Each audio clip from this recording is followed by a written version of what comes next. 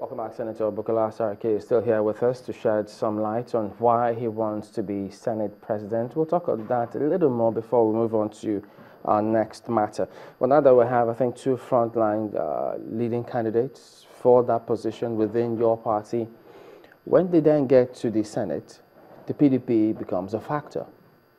Are you considering that option, or have you reached out to senators from the PDP to support you? But I think, as you rightly say, I mean, when you vote, everybody is going to vote. I mean, senators, whether they're APC and PDP. So, as you talk to your own party senators, you must also talk to the PDP senators as well.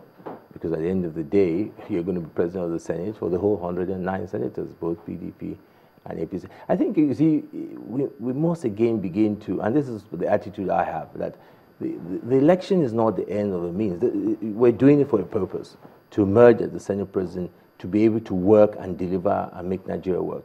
In doing that, you need all the 109 senators. So you must begin to develop relationships and that is what is in the 7th Assembly. You see a lot of that. Once you're in the National Assembly, Nigeria comes first, you know, in ensuring that, because the issues that are before us are important despite whatever kinds of divide you find yourself. So yes, of course, one has reached out to both our own party and the other party. Now, over the years, we've seen from 1999 till this moment, we've seen what you would want to call external influence from the outside, even though the president couched that in his inauguration speech that, look, for the first time, well, he's going to be a president that wouldn't want to interfere. Everyone has his own responsibility. Now we're talking about the three arms of government. Sure. For the legislature, specifically the Senate, going into this particular election, how does external influence help or maybe mar this process? Well, I think the best way to look at that is to go back in history and look at what has happened in the past. I think who has been the two most successful Senate presidents, or who have been the two that have stayed the longest. And you find out that if you look at all the past Senate presidents, the two that have stayed are the ones that have emerged, you know, by a popular choice of the Senate with less external influence. Either you look at Senator David Mark today, or you look at Senator Ken Namani, who have been the choice of the senators. Anytime there's always been external influence, you know, you tend to find that by and large that majority of those don't last. And it's not unsurprising, because one should not be surprised, because as we said, it's a place first among equals. I mean, it's the Senate president. We always say in the Senate, it's not a 4-year term. It's a one-day term. You can go in the morning, and by the afternoon you are not there. If you lose the confidence of your senators, it's as real as that. It is real. You know, now we're all interested. Now you're interested. The Nigerians interested. After Tuesday, Nigerians move on to something else. We in the Senate now, we live with ourselves, and that is why it's so important that we should allow the factors that matter. And that is why the party and the president rightly said, look, you know, it's not going to be business as usual, and this is my position on the issue. Let legislative. What's that thing in the Senate that gives it this maturity that you really don't know where it's coming from, irrespective of age or time? Once you get to the Senate, you get to see it quite more differently. Because there's a lot of responsibility. There are a number of national issues that will come up, and you have to really put Nigeria first in looking at these issues. You know, we've seen in the past where there are big constitutional issues. You address some of the approvals of. Don't forget that the executive has proposals and plans that it must bring to the National Assembly, and you must be able to sit back and look at that from a nationalistic plan of view, that what is good for Nigeria. I think it's the responsibility that you have to carry that makes you responsible, I guess, or makes you begin to say, okay, listen, you know, I'm here in this red chamber. Things I do here is going to affect the politics of the country. Because I say this, I ask the question because I've seen state assemblies, and I've also seen even the House of Representatives. You've seen fights and so many other things, untoward things in the assemblies, but when it gets to the Senate, that's why I use the word some form of maturity, and perhaps maybe state assemblies and even the House of Representatives can draw from that kind of trait Well, I think that would develop as a democracy also, the caliber of people that are sent to, that go to the state assemblies and also go to the House of Representatives. But I think the House of Representatives, by and large, all over the world, can get a bit volatile sometimes, and the kind of people that go to the Senate have gone through that youth exuberance. They've taken different positions, and they've gone through that, and they're a bit more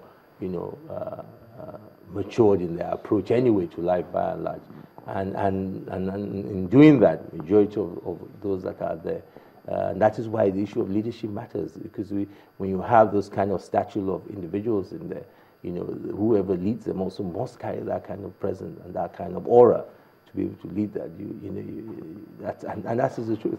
Let me bring this other matter beyond the Senate presidency. Yep. It's something that a lot of Nigerians have spoken about several times. It's the budget that goes to the National Assembly. Many advocating 50% cut so that we could stabilize and let other sectors have it. What do you think of that?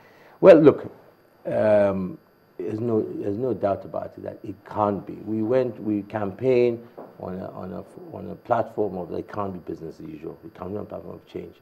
And I think definitely sacrifices will have to be made. And that is why I say one is encouraged by the attitude and the caliber of the new senators that are coming that one has engaged with. I think there are senators that appreciate, that feel the pulse of the people. One of the most important is to connect and feel what people are saying. And I think it's loud and clear what people are saying out there, and I believe that in the chamber those sacrifices will happen. Now, when you talk about percentages, I think already the 7th Assembly, I think just a few months back, in 2015, already done a 20% cut from already. So that is already, we're moving in the right direction. I believe that, when the 8th Assembly comes in, because we want to be responsive, we want to be inclusive, we're going to listen to our constituency.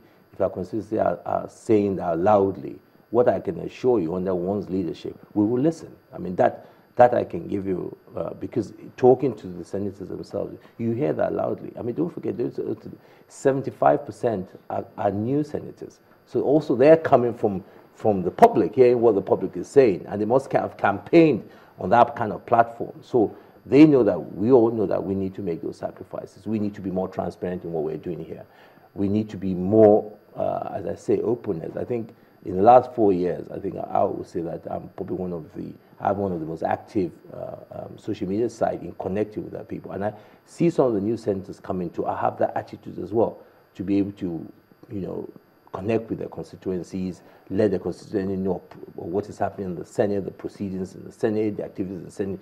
I do that at the end of every day. You go to my website, I'll tell you what has happened today, what has been one's contribution, or even if one was not there, this is what is happening, and connect with your constituency. So that openness and transparency is definitely, no, I won't say complete, but a greater departure from where we are now. Because again, we're responding, that's what Nigerians want now. And the key thing is, are we ready to be responsive to what our people have elected us for? And I'm saying that, no matter how comfortable it may be for them. Yes, no matter how comfortable it may be for them, because it's not our comfort. We're here to work and to make a difference. We're here to make Nigeria, particularly now, because we've all gone through a journey. This where we are today, it's a new position for the country, for you, for me. What we went through in voting out a sitting government to bring, I don't think we all went through this just to be back on the same spot. And that is why when you talk about inclusive representation, it's very key here. You must also have a connect with the people. Every time we hear my constituents, and sometimes we ask questions here, how much of a connect do we have, or does the representative have with his constituents? No, I think we will have. I mean, maybe at the moment, right, some of us have done individually. I mean, I give myself an example where I went to Zamfara State because somebody had reached out to me on my platform saying that, look, there were children dying in Zamfara from lead poisoning. I mean, it wasn't my beat, but I went there based on that to visit the place, reach out to people, found out that, because of mining that was going on, lead mining that was going on there, and there was lead poisoning from gold mining. And And following that, wrote to the president that, look, they needed to do something on remediation, and it did happen. Now, what I'm saying is that there can be more of that once we have a collective approach from leadership downwards, that, look, we must be responsive to. And what I'm saying in engaging in the centers I see, there are a lot of them already who are also very active on the social media platform already, now, even before going into office. And I can imagine by the time they get into office, we will have where we have emails, we have contacts, where people can connect to us and tell us, this is what is happening here, do something about it.